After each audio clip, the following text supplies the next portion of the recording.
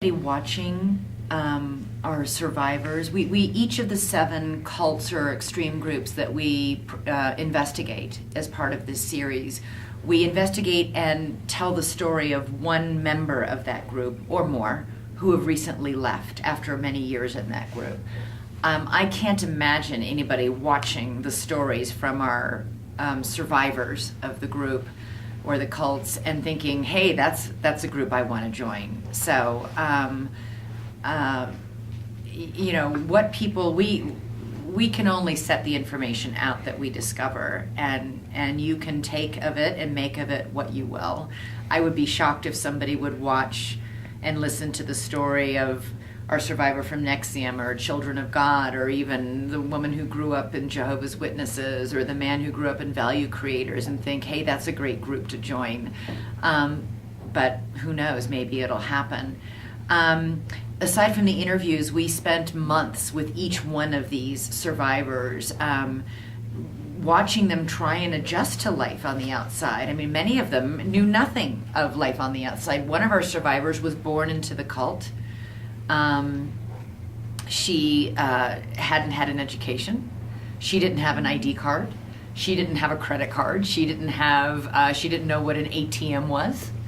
She didn't know how to ride a bus. I mean, she had to learn basically at the age of 18 everything that most of us are taught over the course of our entire childhoods.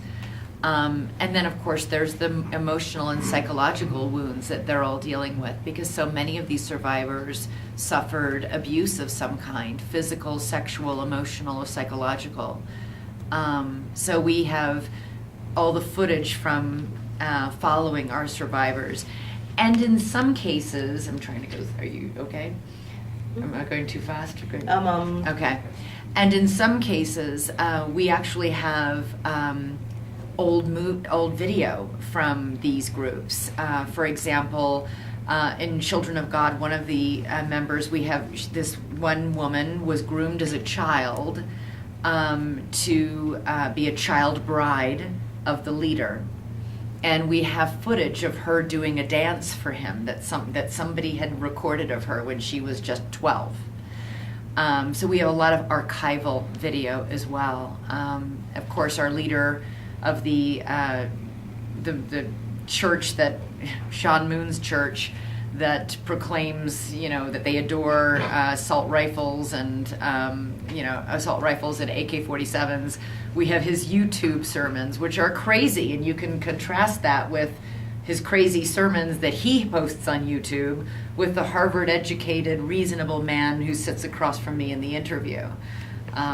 We have we rely on quite a bit. That's why it's been a very deep investigation into all of these. Investigation tape. Mm-hmm. What else did you use as material for it besides the interviews? And what the alternatives are for those that watch your show? Alternatives? ¿Qué tipo de alternativas? O sea, estamos mostrando esa cara negativa y a lo mejor habría mostrarle alguna opción al público a no meterse en ese tipo de actividades. She says that we're showing these